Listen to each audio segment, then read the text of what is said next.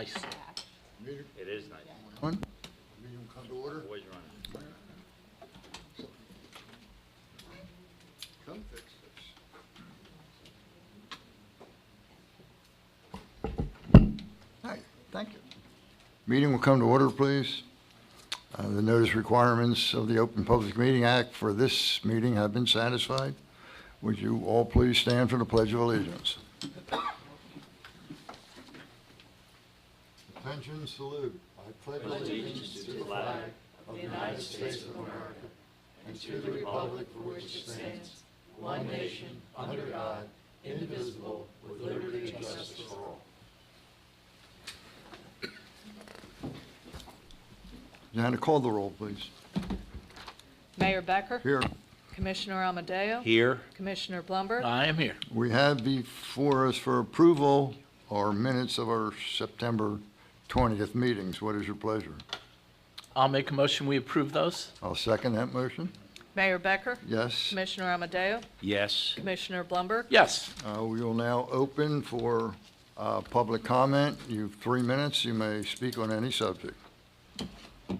Sewell, 22 West Drive. Mayor, the need to close both schools is not optional. The sale of the Thai School to Atlantic Cape Community College has a multitude of benefits. First, selling the school in Redfield creates an enormous financial windfall, enough to retire the Ross School bonds and/or finance a boardwalk or even Back Bay dredging. Additionally, the Patina Performing Arts Center can be retained for a stipulated number of days per year, say 12 days a year. Mayor, you can even establish a Mikey Becker 2-year scholarship program. The presence of the community college would greatly invigorate the whole community, especially winter and shoulder seasons. More importantly, upwardly mobile students will be exposed to Margate's amenities and thereby create potential future year-round residents. For Giovanni, these building and renovations will provide a plethora of union and non-union jobs and opportunities. Most importantly, through a pilot program, the site becomes a taxable entity year after year. This commission must man up and address the real and looming aspect of losing this valuable asset through raw expropriation, outright theft. Thus, you have a fiduciary duty to act and act quickly to preserve and protect a multi-million-dollar asset seriously at risk. You simply can't sit on your hands when so much is at stake. Wake up, Mayor. Time to act or react has a very narrow window of opportunity. Don't muff it, Mayor. Time is of the essence. There is no 2-year window of opportunity. The Gary Stein case is projected to fast-track via an out-of-court settlement that Murphy and Oliver will direct the Attorney General to throw the suburban schools under the bus. If you don't think it'll be ugly, then you're hallucinating. Mayor, the crux of the problem is that you have appointed people to the board who are as clueless, feckless, and hapless as you are. This simply won't do. This board must not and cannot fail its fiduciary duty to prevent the expropriation of 2 assets worth tens of millions of dollars. The real irony is that the Ventnor School Board has been more proactive in discussing shared services, i.e., immediate merger with Margate. Margate's only recourse at this critical point in time... 15 seconds. Well, don't rush, Mayor. Don't rush. Where's that clock at? I'm being short. Can't go fast enough, John. Mayor, I timed this out, so I know I can finish these last 2 I sentences. know you timed it out, John, and you just wasted 10 of those seconds. Well, I'm going to finish regardless. Please get ready. It is the only viable option on the table. It is the only way to prevent the state from essentially stealing what taxpayers have been paying property Time taxes is up, for John. years and years now, Mayor. Mayor, you can be a big fat zero or you can be a hero in this matter. But rein in your school Time board. is up. Thank Thank you. you. Is there any other public comment? Art Quintilli, 114 North Lancaster Avenue. I've given each of the, I've given 3 copies for you guys, so you could take a look at it. And it's kind of interesting. If you just look at the second page, you can see that we're flunking all 7 of the magic indicators that we send to the state every year, so we tip them off at how bad we're doing. And you can see that the ratio of student administrative personnel compared to the number of students is 51% below. In other words, we have too few students or too many administrators. And if you look up above, you see that the cost per pupil, it's 52% above the state median. Now, here's the state median, then you go 52% above that. And then, of course, your operation and maintenance of the plant is 88% above the state median. Here's the state median, and there's where we are. And this is leading you by the hand to tell you, hey, your cost per pupil, your administrative costs, your plant maintenance is off the map. Close a school. It's telling you that. The data doesn't lie. And here's a couple suggestions. The first suggestion is to get a plan together, because it's happening right in front of your eyes. If you look on page 1, you'll see the kindergarten class, which feeds the rest of the school, has 20 kids. So what did they do? Broke them up into 2 classes of 10. Look down here at your 5th and 6th grades. They had 46 kids, 48 kids. So did they make 3 classes of 16? No, they made 4 classes of 12. It looks like, hey, we have the extra room anyway, we might as well put the kids in there. This is telling you we don't have enough children here in the school. We have a lot of room, so let's close one of them. Well, here's what your plan can do. Your plan can say, well, you know what, maybe there's still too many kids yet to close. We might have to worry about where we put the little kiddies.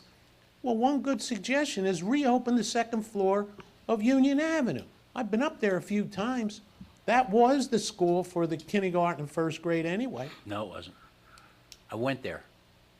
Kindergarten, 1st grade is always on the 1st floor. Okay, was it for the 2nd grade? 4th and 5th were upstairs. No. 4th and 5th were always at the Ross. I went to 5th grade there. Well, I just was up there and it said 2nd grade on the side. Take a look on the room, What? on the side. It was kindergarten, 1st and 2nd were all that were in there. You had 3 school buildings. Kindergarten, 1st and 2nd, and then it was 3rd. 10 seconds, John. Okay. Art. Well, if you look at the second thing is, if you don't want to open that up, you could take the kindergarten and 1st grades.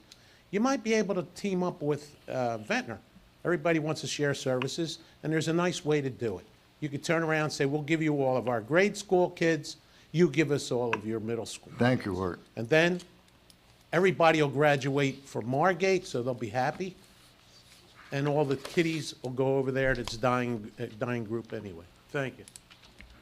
Any other public comment? Last chance. Motion to close public comment, please. So moved. Second. Mayor Becker, Yes. Commissioner Amadeo. Yes. Commissioner Blumberg. Yes. We will now open public comment for resolutions and adoptions of ordinances. Is there any public comment?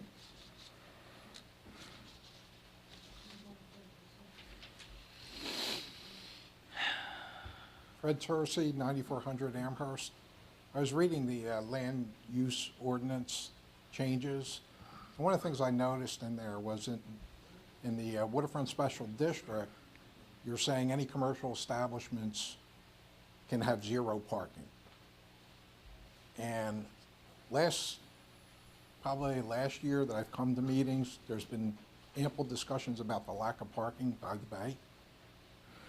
Why would we say that? The way I read that, it says, if I'm Stephen Cookies, I can sell my parking lot. If I'm, no? Doesn't say that. No, what's it say? It says, Doesn't say that. no on-site parking shall be required for existing non-residential floor area within the Central Business District, C1, C2, Waterfront Special District. So the way I read it as a layperson. Now, No, tell me I'm that's wrong, if you, I'm wrong. that's if you expand the site. the same treatment that was provided to CBD zones where you have an existing site and you want to expand it. You're not required to, you're required to provide for the parking for the expansion, not if you change the use. I don't see where it says that, but, Wow. you know, so if I'm wrong, I'm wrong, but that's kind of the way it reads to me. The other questions I have regarding, I see you put the promenade. I would hope that the promenade, where you defined it as being 6 feet, that you set standards as to how it looks, what materials, things We're like working on that, yes. Okay. That's number Yeah, the one. design's happening right now, but it's going to be 7 to 8 foot, because we're gaining 2 foot with the construction of the new bulkhead. It's moving out 2 foot. Okay. So it's, So- most places it'll be 8 foot. So is it going to, are you going to require 8 foot on the existing 2 that are being developed, or? Yes. If Yep. anything, they're going to be Any- more than 8 foot. Okay, Okay? all right. And then the bulkhead itself, are you going to set a standard for how it looks? It's Or you being have to- designed. Okay. The land side that you see will have an aesthetic finish to it. You won't see a Yeah. bulkhead. We probably should have done it before the first 2, because there's 2 different looks. Well, it'll all be the same. They're going to have to be, it's going to be applied to every property. Okay. Okay. Thank you. Any other public comment? Is there a motion to close public comment? So moved. Second. Mayor Becker? Yes. Commissioner Amadeo? Yes. Commissioner Blumber? Yes. Johanna, please. May I have a motion to adopt ordinance number 22, 2018, a bond ordinance appropriating $2,450,000? I make that motion. Second. Mayor Becker? Yes. Commissioner Amadeo? Yes. Commissioner Blumber? Yes. May I have a motion for ordinance number 23, 2018, a bond ordinance providing for various water and sewer capital improvements? Make that motion. Second. Mayor Becker? Yes. Commissioner Amadeo? Yes. Commissioner Blumber? Yes. May I have a motion for ordinance number 24, 2018, an ordinance amending and supplementing Chapter 175 Land Use? I'll make that motion. Second. Mayor Becker? Yes. Commissioner Amadeo? Yes. Commissioner Blumber? Yes. May I have a motion for resolution number 197, 2018, authorizing payments included? I'll make that motion. Second. Mayor Becker? Yes. Commissioner Amadeo? Yes. Commissioner Blumber? Yes. May I have a motion for resolution number 198, 2018, authorizing payment to Colmore Home Center? I'll make that motion. Second. Mayor Becker? I abstain. Commissioner Amadeo? Yes. Commissioner Blumber? Yes. May I have a motion for consent agenda number 199, 2018 through number 207, 2018? So moved. Second. Mayor Becker? Yes. Commissioner Amadeo? Yes. Commissioner Blumberg? Yes. May I have a motion for resolution number 208, 2018, authorizing closed session? I'll So make that moved. motion. Second. Mayor Becker? Yes. Commissioner Amadeo? Yes. Commissioner Blumberg? Yes. We will now go into executive session. If you care to wait, we will have a report when we come out of executive session. Thank you all for being here.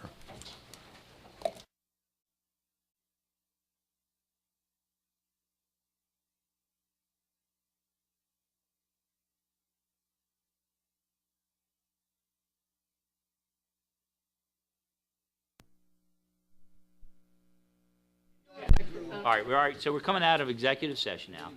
We discussed 4 matters. Reconvene. I'll second it.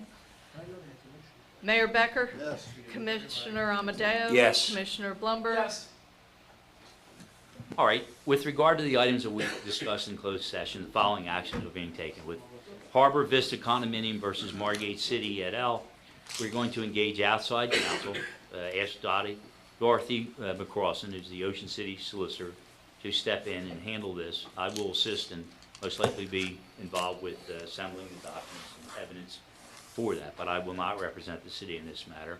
And we'll move forward and forward her the papers. We have a return date in October 22, and I will notify Dottie tomorrow that we're going to go forward and engage her. We will need a resolution for our next meeting and a contract for professional services. Second item that we discussed was the litigation between Two Daughters versus Margate. Really, that was just a status update. We're moving forward with what's called discovery efforts. Roger McLaren and Johanna Casey and I will be meeting next Tuesday All three of us are putting together the evidence and the documents with regard to the zoning matter, which also entails a challenge to the recently amended zoning map. The third item that we discussed was actually negotiation of the Lombardi's restaurant, and we're moving forward. We have some terms that I'll be memorializing in a draft of a lease modification and extension, and hopefully Mr. Lombardi will have his financing, so we'll go forward and construct the bulkhead that he's responsible to construct. The fourth item that we discussed was 8 Exeter Court, Mr. Tabor's property. We discussed our options legally as to how to proceed to bring some relief to both the neighbors in the area and the city of Margate with regard to his building and its poor condition. We'll explore the feasibility of engaging a foreclosure expert, attorney, Mr. Rubin, Neil Rubin, who I've had other experience with in foreclosures, really respect him, to see if we can get a court order which will allow us either to demolish the building if need be, or compel a schedule for improvements and cleaning up the property. In the meantime, we're going to continue with our municipal court actions on Mr. Tabor, which I understand there have been a number of summonses issued to him. Did I forget anything? All good? Thank you, Scott. Thank you. Anybody have anything else? Is there a motion to adjourn the meeting? Make the motion. Second. Mayor Becker? Yes. Commissioner Amadeo? Yes. Commissioner Blumberg? Yes. Thank you, guys. I have experience.